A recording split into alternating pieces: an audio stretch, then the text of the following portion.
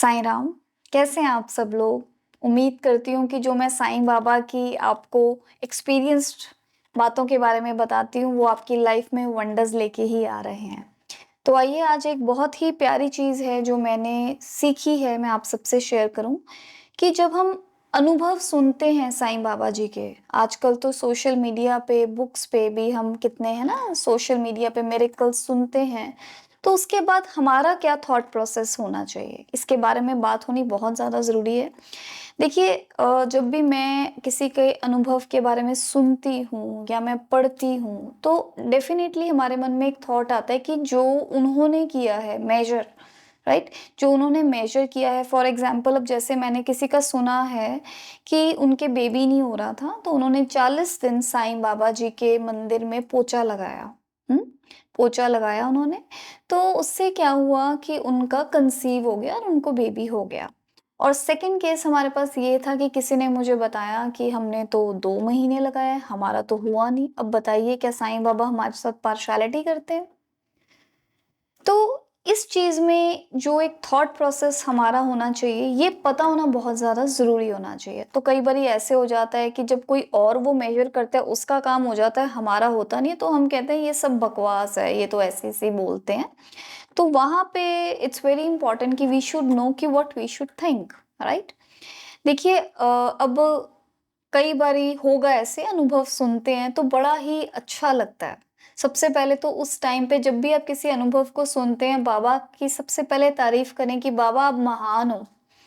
आपने इतने मिरेकल सुनाए हैं हमें, हमारा सुन के बड़ा मज़ा आ जाता है।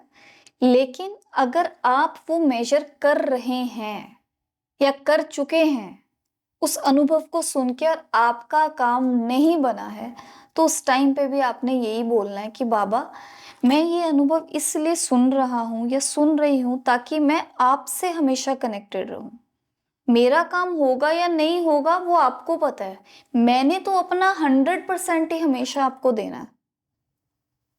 जब भी ये थॉट मन में आ रहा है, देखिए मेरे साथ भी ऐसे होता है कि कई बारी मुझे भी लगता है कि मेरा काम तो बन नहीं रहा, मैंने तो इतना कर लिया, ये कर लिया, पर उसी टाइम पे विदिन फ्यू सेकंड्स मेरे मन में यही बात आती है कि नहीं, वो एक्सपीरियंस जो मैं सुनती हूँ, जो मैं पढ़ती हूँ, वो इसलिए नहीं है कि मेरी लाइफ में भी वैसे ही अनुभव हों, वो मुझे ये सिखा रहे हैं कि हर अनुभव का एक अपना डिवाइन टाइम है।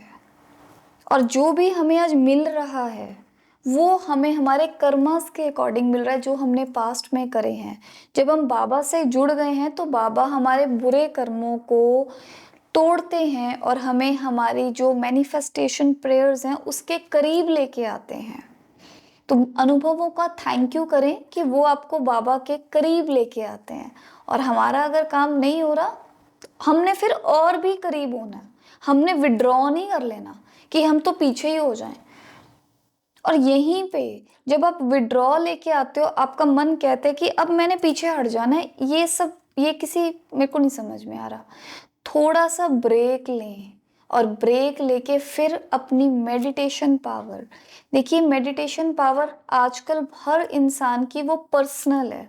मैं अपना तो बताया ही है मैंने। I just sit, I close my eyes and I just, मैं इस तरह से बैठती हूँ और देखिए 15-20 मिनट तो सेटल होने में ही लग जाते हैं। कोई कोई थॉट आ जाता है, कभी खारिश होनी शुरू हो जाती है, कभी खांसी आ जाती है, तो वो सब होता है। तो उसके बाद स्लोली स्लोली मैं बोलती हूँ कि बाबा, आज मैं आपसे गुस्सा हूँ, मुझे कुछ समझ में नहीं आ रहा, फिर भी आप मुझे अपना जो आपकी एनर्जीज हैं, जो आपका प्यार है, वो मेरी बॉडी में आए। अपने आप को उस टाइम पर डिसिप्लिन करना है अपने कि मैंने बैठना ही बैठना है, मन करे ना करे। इसको बोलते हैं बाबा के साथ संबंध को और भी स्ट्रॉन्ग करना।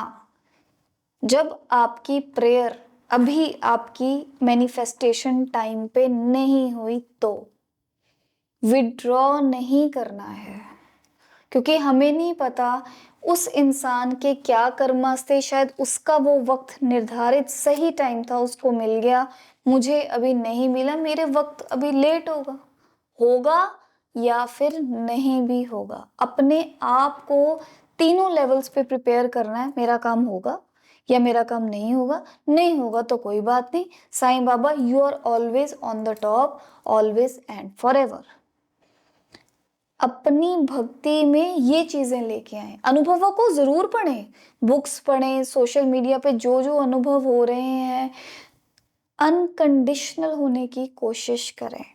जब अनकंडीशनल होंगे, तो बाबा की तरफ से कहीं न कहीं से यूनिवर्स आपकी लाइफ में वो अनकंडीशनल लव, वो अनकंडीशनल प्यार, वो अनकंडीशनल पावर्स आपको वैसा बना देंगी। मैं भी कई बारी अनुभव सुनती हूँ, बड़ा अच्छा लगता है, बहुत बढ़िया लगता है मेरे को कि मैं अनुभव सुनूँ, बड़ा अच्छा लगता है। फिर मन में आता है मैं भी ऐसे करके देखती हूँ, मेरा भी तो क्या पता मेरा भी बन जाए। 1 महीना, 2 महीने, 3 महीने फिर एग्ज़ॉस्ट हुए तो छोड़ यार बकवास है ये तो हमें क्या पता। ऐसे नहीं कहना कभी भी। कंपैरिज़न में ना लेके आएँ कि बाबा ने उसके अनुभव में ऐसे किया, बिल्कुल भी नहीं। जब कंपैरिज़न आए इसका मतलब है मेडिटेशन में बाबा के साथ हमें और भी कनेक्ट होना है। होते तो जाएँ, करके देखें।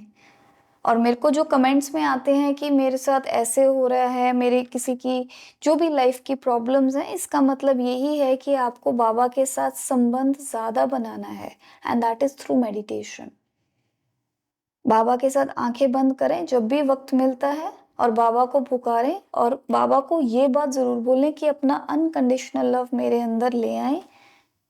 आप जब जैसे-जैसे करना शुरू करेंगे ना, एकदम से नहीं आपके अंदर प्यार आ जाएगा। 1-2 दिन, 4-5 दिन तो बोर्डम लगेगा। स्लोली-स्लोली बोर्डम आपका ब्लेसिंग्स में ही कन्वर्ट होगा।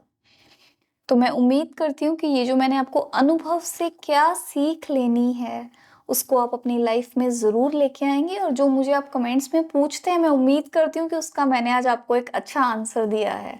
और अगर कोई भी आपका ऐसा टॉपिक है नहीं समझ में आ रहा, वैसे तो कोशिश करें मेडिटेशन में ही बाबा को पूछ लें।